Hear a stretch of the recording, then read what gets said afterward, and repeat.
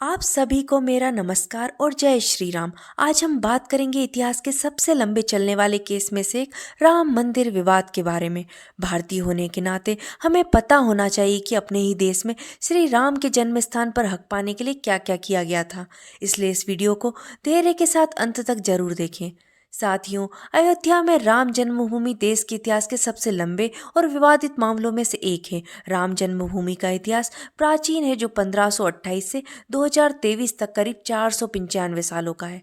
राम जन्मभूमि के इतिहास में कई महत्वपूर्ण घटनाएं दर्ज की गई हैं। इसमें 9 नवंबर 2019 का अपना एक अलग महत्व है, जब 5 जजों की संवैधानिक पीठ ने ऐतिहासिक फैसला सुनाया था। ये फैसला मंदिर के पक्ष में था और इसे हिंदू पक्ष की एक बड़ी और ऐतिहासिक जीत माना जाता है। 22 जनवरी 2024 को अब भगवान राम अपने भव्य और विशाल मंदिर में स्थापित होने जा रहे हैं। प्रधानमंत्री नरेंद्र मोदी अपने हाथों से रामलला की प्राण प्रतिष्ठा करेंगे। देश भर की कई जानी मानी हस्तियां इस ऐतिहासिक पल की साक्षी बनेंगे। आइए सबसे पहले एक नजर डालें इस पूरे आंदोलन पर। क्या आप में से कोई जानता है कि राम मंदिर सबसे पहले किसने बनवाया था? जो नहीं जानते उन्हें बता दूं कि श्री राम के पुत्र कुश ने ही बनवाया था पहला राम मंदिर। जी हाँ, भगवान श्री राम के जल समाधि लेने के पश्चात अयोध्या कुछ काल के लिए उजाड़ सी हो गई थी, लेकिन श्री राम के पुत्र कुश राजधानी अयोध्या का पुनर्निर्माण कराए थे। बाद में हुए महाभारत के भीषण युद्ध के बाद भी अयोध्या और श्री राम जन्मभूमि का अस्तित्व बना रहा।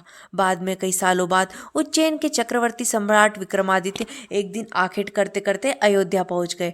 महाराज विक्रमादित्य को इस भूमि में कुछ चमत्कार दिखाई देने लगे। तब उन्होंने खोज आरंभ की और पास के योगी व संतों की कृपा से उन्हें ज्ञात हुआ कि यह श्री राम की अवध भूमि है। उन संतों के निर्देश से सम्राट ने यहाँ पर एक भव्य मंदिर के साथ ही कूप, सरोवर, महल आदि बनवाए। इस तरह से उज्जैन सम्राट विक्रमादित्य ने बनवाया था दूसरा राम मंदिर। विक्रमादित्य के बाद के राजाओं ने समय समय पर इस मंदिर की देखरेख की। उन्हीं में से एक सुंग वंश के प्रथम शासक पुष्यमित्र सुंग ने भी मंदिर का जीर्णोद्धार करवाया था। गुप्तकालीन महाकवि कालिदास ने अयोध्या का रघुवंश में कई बार उल्लेख किया है। इससे हमें गुप्त वंश के राजाओं ने भी मंदिर की देखरेख की थी, इस बात का पता चलता है। इसके बाद यहाँ पर 7वीं शताब्दी में चीनी यात्री हेनसांग आया था। उसके अनुसार यहाँ पर हिंदुओं का एक प्रमुख और भव्य मंदिर था, जहाँ रोज हजारों की संख्या में लोग दर्शन करने आते थे। इसके बाद 11वीं शताब्दी में कन्नौज नरेश जयचंद आए, तो उन्होंने मंदिर पर सम्राट विक्रमादित्य के प्रशस्ति शिलालेख को उखाड़कर अपना नाम लिखवा दिया। फिर जब पानीपत का युद्ध हुआ तो उसके बाद जयचंद का भी अंत हो गया। इसके बाद मुस्लिम आक्रमण की शुरुआत हुई, लेकिन 14वीं सदी तक वे अयोध्या में राम मंदिर को तोड़ने में सफल नहीं हो पाए, क्योंकि हर बार राम मंदिर और अयोध्या की रक्षा करने के लिए आसपास के राजा मदद भेज देते थे। साथ ही हजारों साधुओं ने भी मंदिर की रक्षा के लिए अपने प्राणों की आहुति दे दी।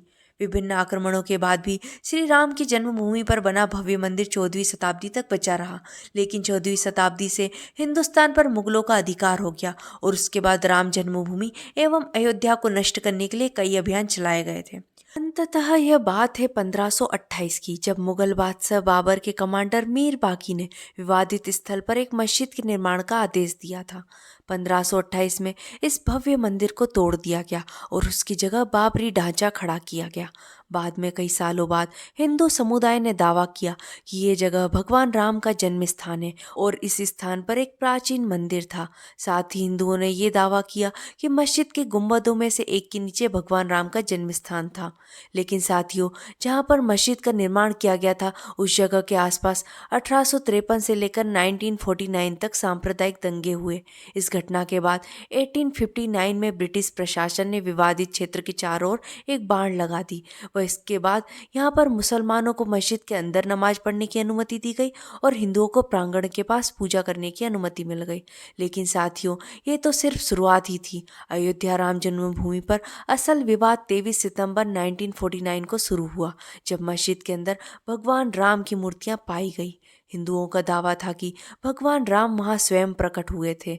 उत्तर प्रदेश सरकार ने मूर्तियों को तत्काल हटाने का आदेश दिया, लेकिन जिला मजिस्ट्रेट के नायर ने धार्मिक भावनाएं आहत होने और हिंसा भड़कने के डर से आदेश लागू करने में असमर्थता जताई।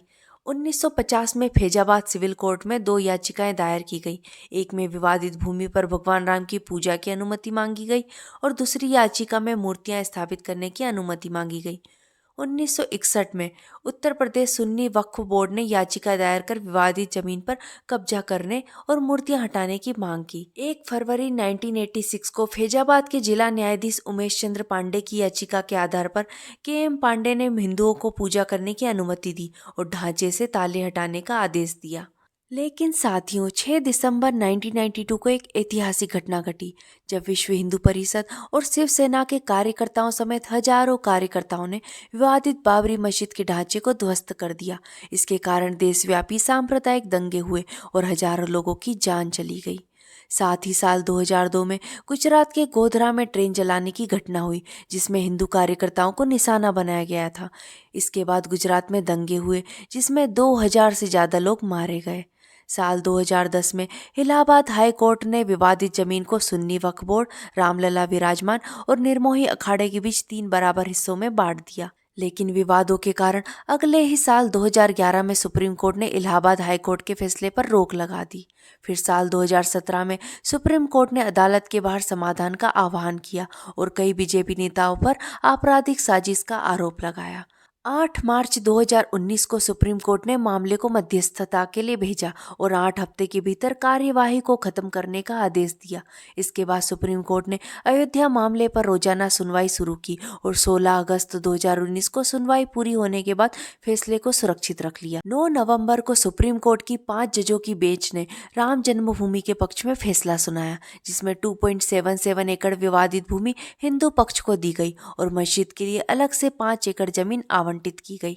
आखिरकार 25 मार्च 2020 को 28 साल बाद रामलला की मूर्तियों को तंबू से हटाकर फाइबर के मंदिर में शिफ्ट कर दिया गया और 5 अगस्त को मंदिर निर्माण के लिए भूमि पूजन का समारोह हुआ। जैसा कि हम सभी जानते हैं कि साल 2023 से अयोध्या में रामलला के भव्य मंदिर का निर्माण जारी है और साल 2024 सभी के लिए बहुत खास और ऐतिहासिक होने वाला है, क्योंकि अयोध्या में बने राम मंदिर का भव्य उद्घाटन 22 जनवरी 2024 को होने जा रहा है।